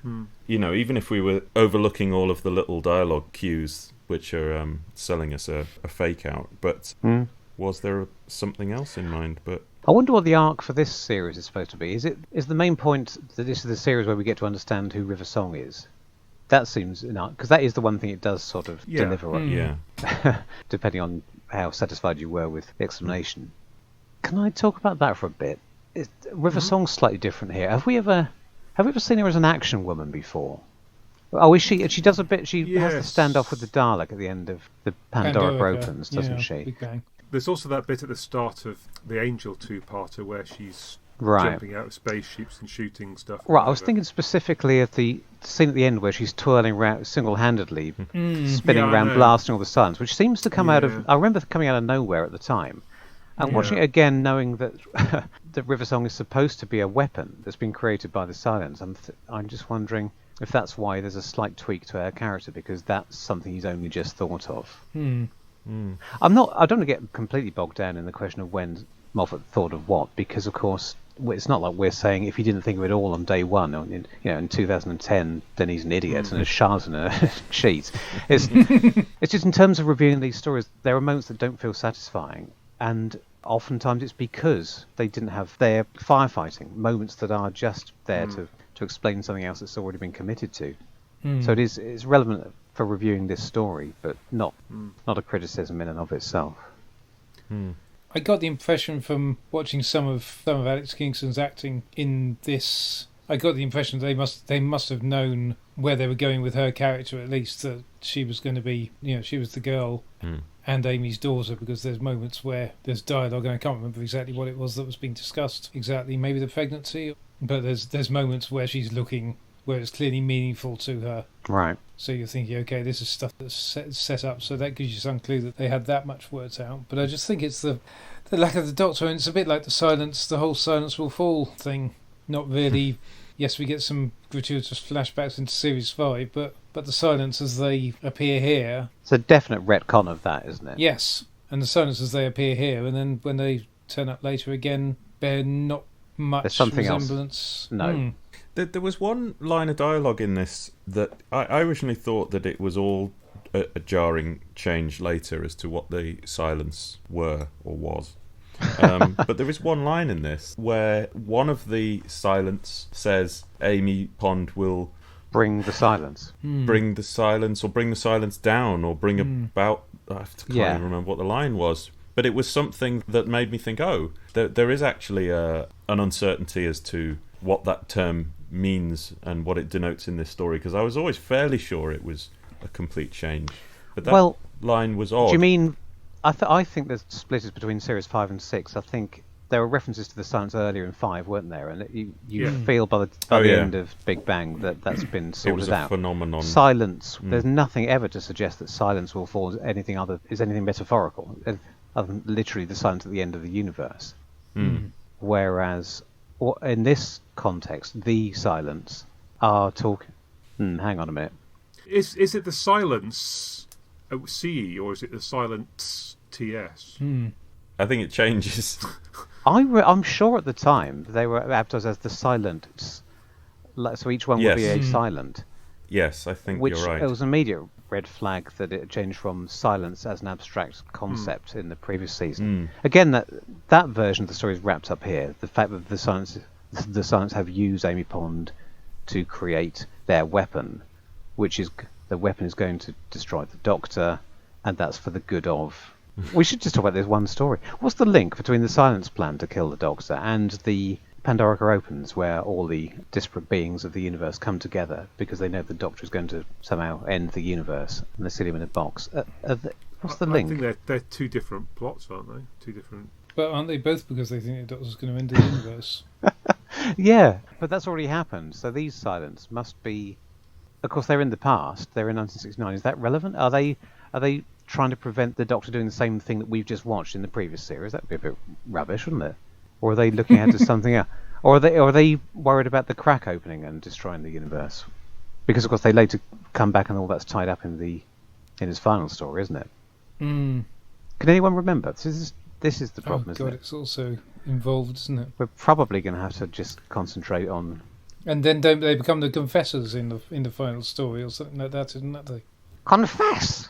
The silence says to Amy, "We do you honour, you will bring the silence, but your part will soon be over." I mean, that doesn't answer any of the questions you asked, but I wanted to. No, he's planned it that far. You could argue that all that proves that has been planned at this point is the first 6 or 7 episodes. Because by the mid-season break, we know that River is the weapon they've created to kill the Doctor. And we also know that River is the little girl, and the little girl's in a spacesuit. So we can see ahead to what's revealed in the season finale, that this was their plan. I thought that aspect of it, the clearest linear, if Stephen Moffat ever does linear, element of that storytelling was, at the time, brilliant and the standout part of it. And I was fully on board for the regeneration tease of the child at the end. I thought that was incredibly exciting. And I loved the way it played out with the reveal of the baby. That was all great at the time. What I didn't enjoy at the time, and I still wasn't wild about on rewatching, is this convoluted season finale approach to this opening episode. I found it just really alienating, and I thought there was too much in Day of the Moon. You've got the recorders in the palms of their hands, and then the recorder is part of the plot point that Amy's been kidnapped, and your brain is still reeling from the repercussions of what is the astronaut, who's inside the suit, and where's it going, so you don't know what information you're supposed to be understanding, processing, thinking back to the start of the previous episode.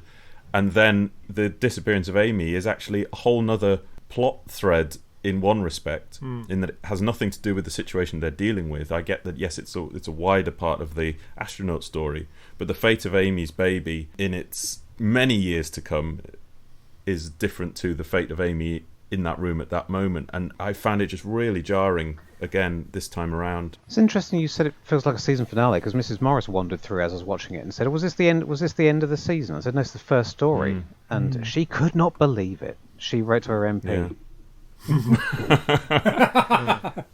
It's frustrating, I think, because we've got a lovely bit of American scenery. You know, they make the absolute best of the fact that they're in America for this. I mean, it's America dialed right up. You've got a really good and interesting alien species here as well, you know, and a very clever concept that you forget them as soon as you look away from them, and all of it feels like there's a great story in there that wasn't the one that you ended up writing. Yeah, I was expecting to come to this and not really like all the stuff that's just there setting up the season arc, but to enjoy the silence, the creatures, because I liked all that. It's another genius idea, one of his deceptively simple ways of taking a common childhood or even adult fear that there's a thing behind you that you can feel it but you can't see it or whatever, and making that science fiction. But I was expecting to like that side of it and have to suffer a few minutes, perhaps, of the arc stuff. But it's about 50-50, isn't it? There's only really one episode worth of plot that works in itself. It's almost like he's taken a genius idea, like he's taken Blink, but then padded it out to 2 episodes with loads of extraneous guff, which would be heartbreaking. So looking at that in reverse, I think you're right, Richard. I think there was a really good one in there. What the treatment of it we actually get, I think, suffers because it's almost squeezed out by the stuff that's in service of the wider story. Yes. And of course, you don't know when you're watching it the first time. You don't know what bits are going to pay off and not. It's just a few moments now where the silence really make an impact in themselves. And even by the end of this story, that's been slightly ruined because the rationale for what they're up to and why they do what they do isn't 100% satisfying and is muddled, in my opinion. Yes, it's weird having talked about all of the permutations of Ambassadors of Death and attributed a lot of its issues to the influence of many different people getting involved. And this has the same feel. Yeah. That there was a great alien invasion story. It was a really strong concept.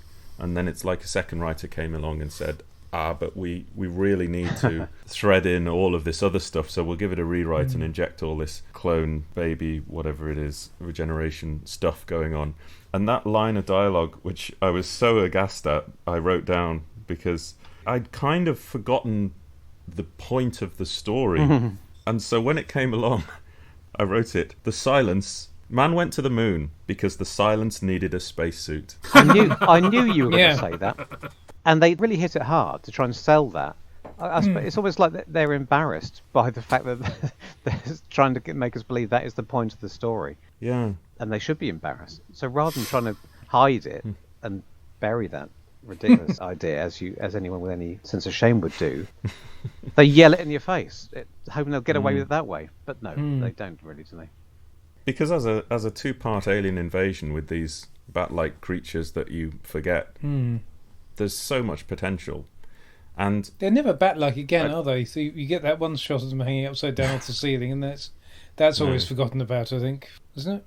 Yeah. Does it come up again? I mean, in this story they live in dank underground caves and hang from ceilings, and then next time we see them, they're just wandering around on a spaceship.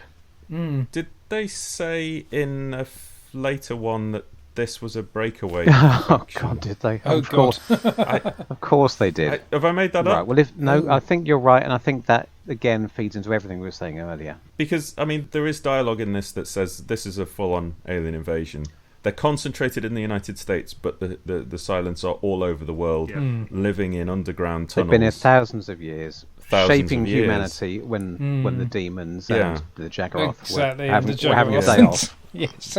Yeah. They might have got away with building the entire story towards the line, they did all this just because they wanted a spacesuit. If the function of the spacesuit in the story was very clear and very strong and very powerful, and you'd think, wow, that's amazing. But by the time we get to that line, all I'm thinking is, that spacesuit reveal was a bit crap, wasn't it? They hand wave that away. Oh, it's got its own life support system. It's exactly what you'd create if you had a little lost girl and you couldn't look after herself and you wanted to keep her safe. Is it? What? No, you'd create a Mark III travel machine is what you'd create if you... Yeah. The point about a plot that convoluted where all the strands come together in a single explanation summed up in a single line, which is so strong you just slap your forehead and go, of course, is that the writer does the work. They do it backwards. They think of that resolution and then they untangle the strands and write their story backwards. This just feels like it's been written forwards, and the writer, as he's going along, has got all these strands. Now they're resolutely failing to tie up, and eventually he just panics and ties a knot in them and says, that'll do. I mean, that's the thing. I mean, why... Yeah, it does feel like it started with that image of the spacesuit, faceless spaceman, presumably emerging from the lake, and they remained wedded to that rather than thinking, okay, what when that possibly should have gone, they could have found another way of killing the Doctor at the start. Yes, it is fully grown River Song in the final reveal, isn't it? Yes. Yeah. Because that was the other disparity, was that when they meet the spacesuit in the cliffhanger of the first part, they have to pull off this sleight of hand with the camera work to hide the fact that it's a child inside. And she's obviously in stilts inside the spacesuit because she's clearly not a 7-year-old girl coming through the doorway. And none of that kind of feels comfortable when you see her and the silence behind her later as well. And you're looking at the heights and you're thinking... Then it's silence are tall buggers, but yeah. It feels sort of all square peg in a round hole. It's odd. I mean, the silence are a stupendous idea. The thing is, it's a bit like the Angels. It's a great concept that bears no scrutiny whatsoever. It's not a unique thing in Doctor Who history. But it's like, you know, when you're watching the Angels and you're sold on one single rule. And it's just so, you know, it's so clear, and it's a great tagline, don't blink, and it just sells it to people. And then you start to think, well, you know, if you close one eye and then the other eye, or, you know, if you why don't people just back away slowly? Why do they stand in the room and then worry about taking... And I have the same issues with the silence. What you need is to be Rod Gilbert in that episode of Taskmaster where he gaffer tapes his eyes open to avoid blinking for about 5 minutes. There's so much logical difficulty with the silence, both in their establishment on the planet and then their subsequent demise, because we're first properly introduced to them in the bathroom, where Amy goes to the bathroom, and there's a silence in there, and then the woman comes in. And so we're introduced to this idea that this situation is playing out every moment of every day, virtually, somewhere on Earth. You walk in and there's a silence in your room, something in the corner of your eye, and you keep doing this thing where you see it and then you unsee it. But rather than give us the notion that they're going undetected in society like this, in a really insidious, undetected way, he kills this woman for no explanation whatsoever. This can't be how they operate normally. No. They can't just go around vaporizing people, because that would draw attention. I mean, maybe there's a whole plot line unexplored there of this explains umpteen disappearances, but that's obviously not built into the story. But there's then all these logical questions of when they end up on film, are they seen? And you've got the issue with them being on the moon, and they're in the moon footage, but we can't see them. And then everyone is programmed to kill them, and yet the guy seems to be aware of the injured Silent dying in the orphanage. So that then asks the question, once everyone just starts murdering Silence in 1969, are people aware of the corpses? Can they trip over them? Can they see them? Are they rotting in our lounges and we're not conscious of them? And there's a whole series of logical questions that start to come tumbling down when you give it a moment's thought. True, and the ending is the weakest bit by far, isn't it? It just doesn't bear think about how that would play out. And the Doctor is brainwashed, as hypnotically suggested to everybody on the planet. So ordinary people, like little old ladies, are going to be trying to attack silences and failing and getting killed. It's going to be an absolute bloodbath. The question is also, because Canton does a point where he just shoots one, and you think surely people could at any given time see one and just shoot it before they'd had the chance to forget it. They would just, you know, if you saw one in your house and there's a running gag about Americans and guns. If an American saw one in their house, they would shoot it. And does that have any consequences? Is it there forever? Do they see it after it dies? Or has that just never happened? And they reference the fact that Amy's taken a photo of one in that scene with the TARDIS. I quite like that, and I thought, are they going to make a reference to that because of the whole thing about like cryptozoology and stuff like that, and the fact that now people carry cameras everywhere and don't see... Still haven't got any good Yeti footage. Okay, Amy has because she's wandering around in 1969 with effectively the world's first camera phone, and therefore she's uniquely placed to take the world's first photo of a silent, because she happens to have a camera on her at the right which time. Is interesting, isn't it? Because one thing the Doctor doesn't point out, is that they've shaped all of human history to get to this point so they can get a spacesuit. But it's a race against time to develop the spacesuit before people develop what? The camera phone. Portable cameras. Yes. So, and they only just get in time, otherwise they'd be buggered. I think you're right that these ideas, you say that they're good on the surface, but they don't stand up to scrutiny. They're massive, big, simple ideas, and they're very impressive if you don't think about them for too long. And I think Moffat knows that, and I think that's why he doesn't linger on them for that long. That's why Blink's only one episode. Blink pretty much does everything you can do with the Weeping Angels, and sensibly gets out quits while it's ahead. And most people feel that there's diminishing returns when they're brought back. And here, I think it's the same thing. It makes me wonder if that's the reason why he did pad this story out, rather than just concentrating on that one gimmick of these aliens and their unique powers, because he knew that it wouldn't stand up to too much scrutiny. I don't know. It's a bit of each, isn't it? They're sort of playing second fiddle in their own story, but then the entire resolution does turn out to draw attention to the weaknesses, the logical weaknesses. But the great moments, the visual stuff, the Memento stuff with the... oh, yes, yeah. But he's so good at coming up with these brilliant ideas and just throwing them away very quickly. That's all over and done with about half a minute. You could, or your mate Nolan would have got an entire film out of that. Memento with aliens. I'd watch that. I'd love to have seen that rather than this one. And also, and this is completely irrelevant, but it's one of those, a small subset of alien invasion stories where I think it would work better if it wasn't set on Earth. Half the problems we have about it are because we live on Earth and we think, well, this doesn't make any sense. I can't really imagine this playing out in the real world, and also doesn't fit with the history of Earth as we've seen in other Doctor Who stories. Were they there in the background of all of those? It just confuses you. If there was another planet where it turned out that they had been cohabiting with another race who had these powers, then you could tell that story in isolation and without any of these things that make you think, But of course, nobody likes stories set on alien planets or alien cultures because nobody cares about the planet Zog, do they? We've been told this. And this is the thing that this is where it all falls apart. It's just, if they are aliens, why were they not cohabitees of Earth or something like that? I mean, that would have been a genuinely creepy idea. Again, we're talking about something that, again, why the hell? Okay, they got here somehow. They have whatever these spaceships are that appear to be somewhat TARDIS-like in some of their properties, such as the one that we saw in the Lodger, and that we then get a name. We get to see one here. And yet they have to manipulate humanity into... In all their tunnelling, did they never come across a Silurian base with better technology? Yeah. Because we don't, like you say, we don't know where they came from, how they got here. And they've been on Earth for thousands of years. So we presume they have spacefaring technology. So was to create a spacesuit, was it really their best option to wait around on Earth for thousands of years until we cobbled something together? Need to help them invent the windmill first. Yeah. I mean, it was a long, slow road. They could have given us microchips thousands of years earlier and we might have got there quicker. But you just think there are any number of more logical reasons for them to be on Earth than to eventually manufacture a spacesuit. And there was extra technology. I mean, I did lose focus for a period, so I don't know what the explanation was. But that spacesuit was more than 1969 Earth technology, wasn't it?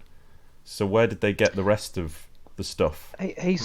When the Doctor said when they were investigating it, it was full of a dozen different types of alien technology, didn't he? So where did that come from? But and just left it. Why didn't they use whatever cultures that was salvaged from? Tortured warehouse. Yeah, because that's clearly better than anything hanging around. I'm going to have to risk expanding out beyond this story again. Where did they cut that? Do they time travel, the Silence? Have they gone back into the Earth's past? Well, that's what I was wondering. I can't remember. To enact this plan, they've chosen from the future that they came from. They would have known at what pace Earth technology and society developed, and they would have known, unless it's a predestination paradox, they would have known that happened without their involvement. So I don't really see a renegade group or not. And why didn't they go to Russia, who were slightly further along with their spacesuit development a couple of years beforehand? Should have been set. Wouldn't a diving bell have done as well? Thinking, because all the really important bits are a hand waved away as alien technology. Because all the stuff keeping her alive, it said you could survive in this spacesuit without food. That's not NASA technology, so yeah. And again, moving beyond this story, it's unsatisfying because the whole story of how Baby River ended up on Earth on her own, wandering around as a child in the 60s, doesn't really make any sense, does it? It's not like all that happens for a good reason and we're desperately trying to find out why. That happens randomly, so we're given a convoluted explanation for a random creative decision. For the listeners at home, and definitely not me, can you just remind them, how did Baby River end up on Earth? Was she just dumped in the orphanage? I don't know. I don't know. I don't think they ever plugged the gap in between. Why did they dump her somewhere and leave her on her Madame own? Kovarian, is that her name?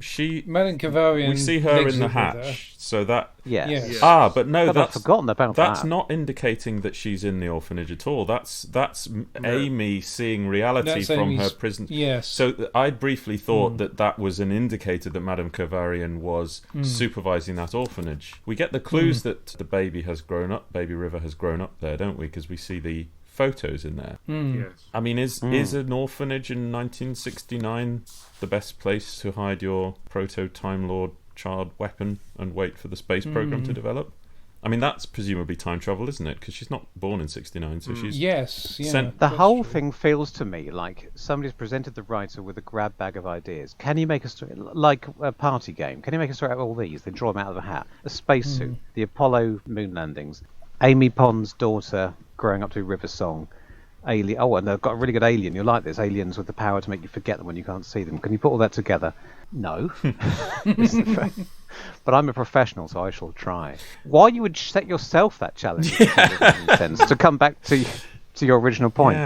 Yeah. I can understand it if it was the season finale and he was running out of steam, but it's the opener to the season. It's the one that's setting his stall Yes. for his bold new vision. His bold new vision is let's confuse people as much as possible, and just in case there's any chance of following it, we won't even have the cliffhanger resolved immediately.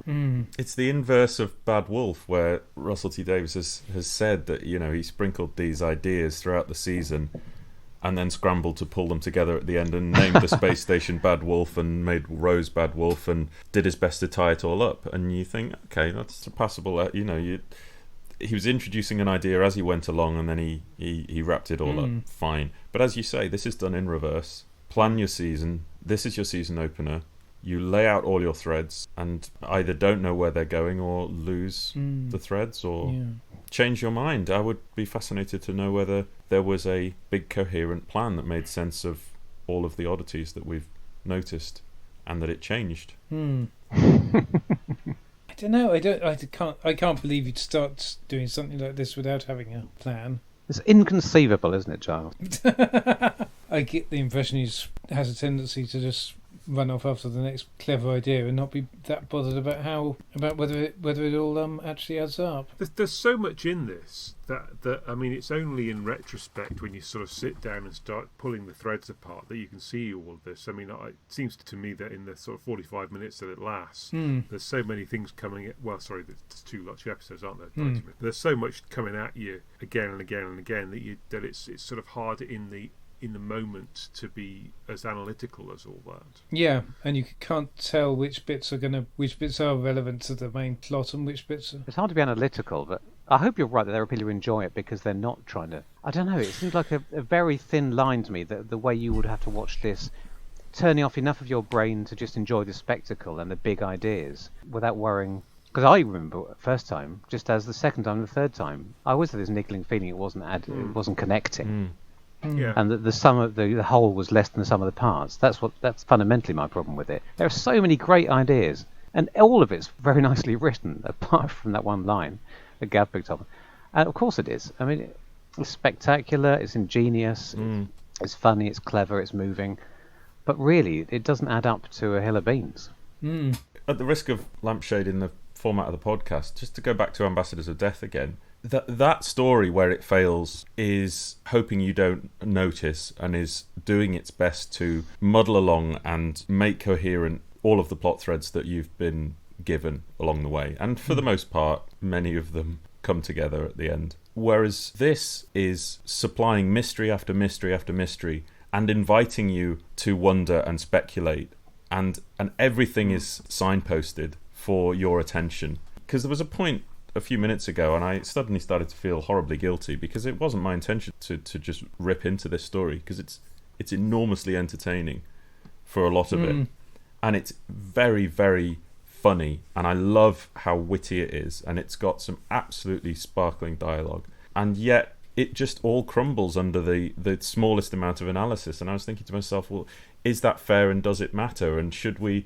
there's always this sort of rhetoric that comes out, oh, you're thinking about it too much. And I thought, no, because this story is inviting us to think about it. It's setting up these mysteries. It's saying, look at all this interesting, weird and clever stuff. What do you make of it? And then leaving it on a cliffhanger as well. it's not like it's trying to cover its inadequacies. It's not like Ambassadors of Death's rewrite problems where it's all just swept under the carpet and just try and focus on the fact the ending all makes sense. It's the exact opposite. It's highlighting everything, all of these frayed ends, and it's just inviting you to wonder where they're going. And the answer is, beyond this story, nowhere.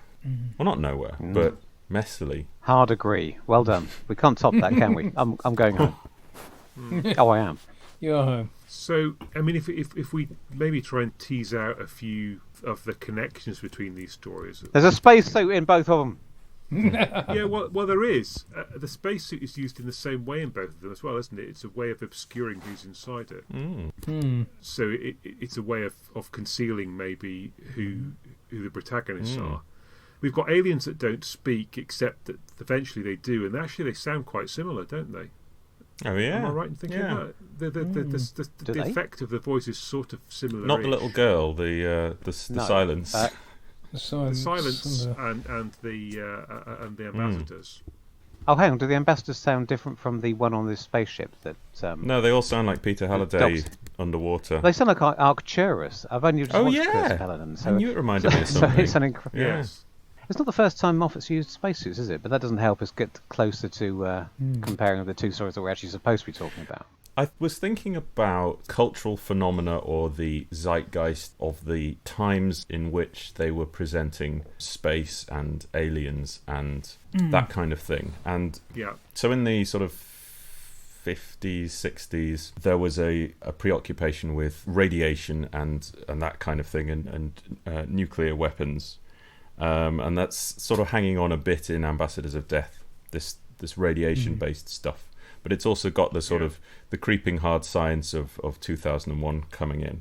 And then I was thinking about how in decades later, like in the 1990s, aliens were framed in the Area 51 governmental narrative, and there was an enormous spate in the real world, quote-unquote, of UFO sightings.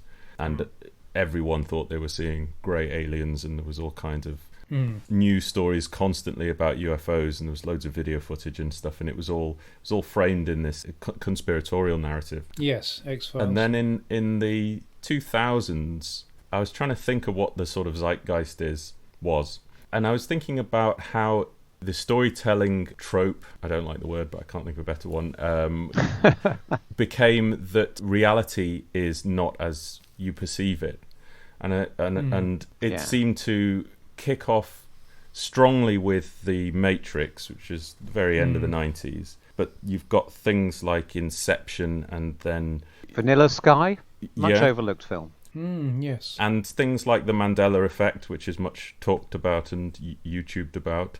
The perception that real events that you think you've witnessed another way. And then you take that into... the moon landing conspiracy and the flat earth, and that we're just constantly lied to, or that something that you think about the world is just fundamentally wrong.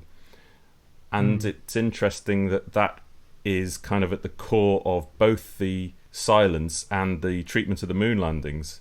It's not that the moon landings are fake in Day of the Moon, but it's that they're not as you think, or not as you remember them, because the broadcast is actually sort of different, and so it's a sort of slight twist on that. So that was my kind of thought. Ambassadors of Death is here is a fictionalized version of hard science, not going to the moon but going to Mars, and Day of the Moon is presenting what you thought was the facts about the time we went to the moon, and it's not as you really perceived it.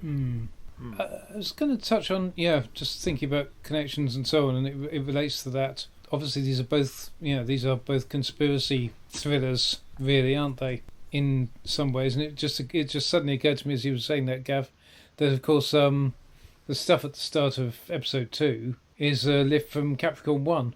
Is it? I haven't seen anyone? it, No? or if I have, I don't remember it. Very fun Peter Hyams movie before he did 2010. O.J. Simpson and others involved in a fake Mars landing. Oh, of course, yeah. The bit where the astronauts break out from the soundstage and are trying to get to the real world, as it were. It's funny, Stephen Moffat seems to have a bit of a fixation on that particular trope. of being forgotten or the fallibility of memory, or because I was thinking about Amy's choices, and I know he didn't write it, it was Simon Nee, but it's a story about sort of a fake version of reality. But you got the Lodger has similar echoes, and that then ties in ultimately with this, and the Big Bang, and later the War Doctor, and there's a running theme of being forgotten, or the power of memory. The Rings of Akaten, the leaf, and just the strength of not belief, but of being remembered. And it's an interesting thing that resonates, and the silence is sort of the ultimate personification of that, the things that can stop being remembered and have ultimate control, because fundamentally we can only ever act on what we think we know, and if something can alter what you think you know, then it has complete power over you. It's interesting, it also comes up in the Doctor's discussion with Rory. Is it in episode 2? He asks, does he remember? When he's asking, does he remember waiting for being 2,000 years on Earth? And of course, and I initially I thought, oh, that's interesting, because he revisits that with Ashilda / me in whichever season that is. 9, isn't it? Yes. With the idea, I think by the time when we get to the woman who lived, she remembers who she was when she's a highway woman, doesn't she? But they have some discussion about it, and then by the time we get to the far future version, or the Trap Street version, I think she's starting to lose her memories, and the idea that there's only so much memory you can cram into a human brain before things start leaking out. Yeah, it's a shame it didn't really kind of lean into some of that stuff more, or into something more, because I was kind of just fundamentally left feeling, okay, aside from being a string of very impressive and individually enjoyable set pieces and plot points that don't necessarily hang together either within the episode or certainly beyond when you're looking at it as such a keystone of a wider season, I was thinking, what is this actually about? It doesn't really. I had that exact same thought. It doesn't really have what is this story about? Yeah. It doesn't really have a theme in the same way that I guess Ambassadors of Death does, with that paranoia and the literal xenophobia, I guess. I mean, I guess going back to we talked about the Silurians about 3 hours ago, and it feels like the end of it. The Doctor is behaving a bit like the Brigadier in the Silurians, in that he's sort of condoning the widespread murder of these aliens. I mean, the aliens appear to be up to no good, but at the same time, they're sort of being silenced and not necessarily a good reason to commit genocide on them. And equally, River Song shooting 150 of them as well. It all feels like we're supposed to be quite happy that this is the end resolution, but at the same time, it also feels like the sort of thing that, if it weren't Moffat, if it was something in the original series, somebody would be absolutely up in arms about what's happening. Some Eric Sayward-esque massacre. Yeah, indeed. Yeah, but because he does it with a nudge and a wink, and Alex Kingston says, "My old man didn't see that, did he?" It goes back to what I was saying earlier. The bathroom scene. Why does that woman get killed? It's pretty much the only example we have that the silents are in any way a negative influence in their occupation. I mean, the Doctor says this is like kicking the Romans out of Rome, and you think, well, and he doesn't know it happened, does he? Yeah, he's not even seen them. There's apparently no negative effect. They've stimulated the economy. They've got us to the moon. What has silence ever done for us? And you just think, well, this is a bit brutal. And then you think, I suppose that's why the woman had to die. Exactly. They killed Joy in the bathroom, so presumably these deaths, we have to accept these deaths are going on. It must be genocide. Yeah, therefore the only option is just inciting the entire human race to brutally murder them at any given opportunity, which is nice. I've got a very banal thought to conclude with, which is another link, pregnancy. So famously Carol John was pregnant while she was running away from the villains in and kept secret 3. Yeah, and of course Amy is potentially pregnant in the fiction of this, although is she? Isn't she? Has anyone seen Wonder Woman 1984? No.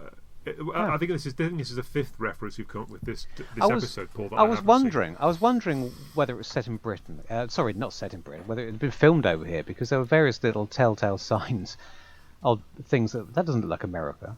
Well, that actually looks like Britain. And then it wasn't until there's a guest appearance by the President of the USA, the fictional President of the USA, in Wonder Woman 1984, and it's played by Stuart Milligan. Right. Who, of course, is one of our resident American actors over here, and played Nixon in the latter story we've been discussing. So, yeah, that was the clincher for me. Eureka, I said to Mrs. Marks. They filmed that here. That's the bloke. And I said he was in the Impossible Astronaut, Stroke Day of the Moon. She said, what the hell was that? I said, no. All right, then. He was in Jonathan Creek. He played an American in Jonathan Creek. We watched it last week. Can I stop this anecdote now? I think it's gone some way past the point at which it was relevant. What did we all think of the Richard Nixon performance? I like the nose. The nose was a bit... I remember him in interviews explaining how he'd studied his mannerisms and certain little... Was he watching Futurama? Quirks of his speech, and knowing how proud he was of the way he'd reproduced these little...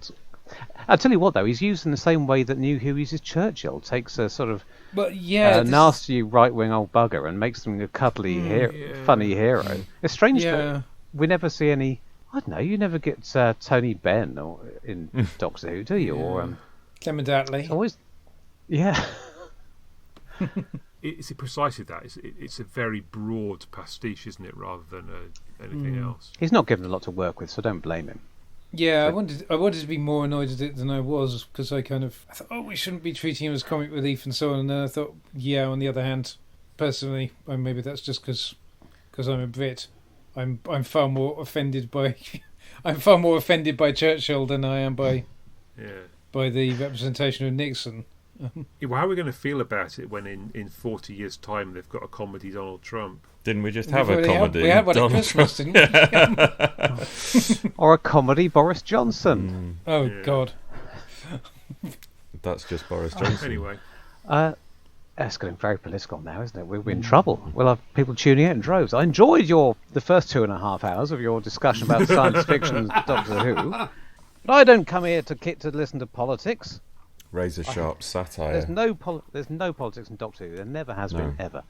Dear something so-called Who. Yes. Imagine my disgust. Well, assuming that we managed to edit that into some kind of shape, thanks for your excellent observations and for a very fun chat. Yes, it's great fun. Thank you for having me Richard. again.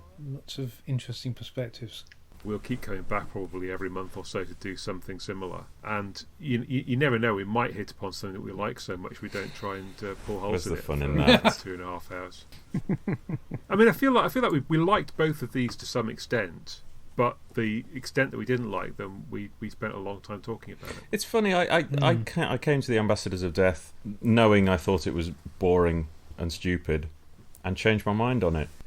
And then I had to very hurriedly watch Impossible Astronaut, Day of the Moon, thinking I knew where I stood with it, and found myself more frustrated by it than I ever have before. So I was never wildly keen on it, but I have flipped slightly on both of them today. Good. There's some balance in that. I like that. Yes, I will revise my opinion on Ambassadors of Death, but it makes some sense. Very good.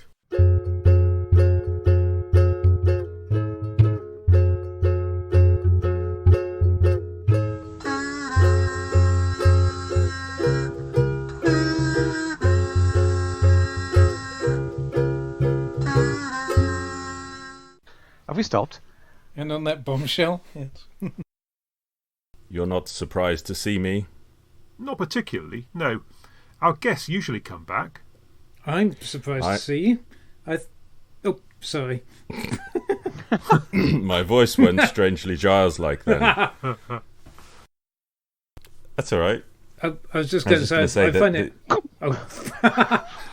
Go on, Charles, have a Is it go. me, or is there a horrible delay? There is a long delay. It's Like a delay of 3 yes. seconds.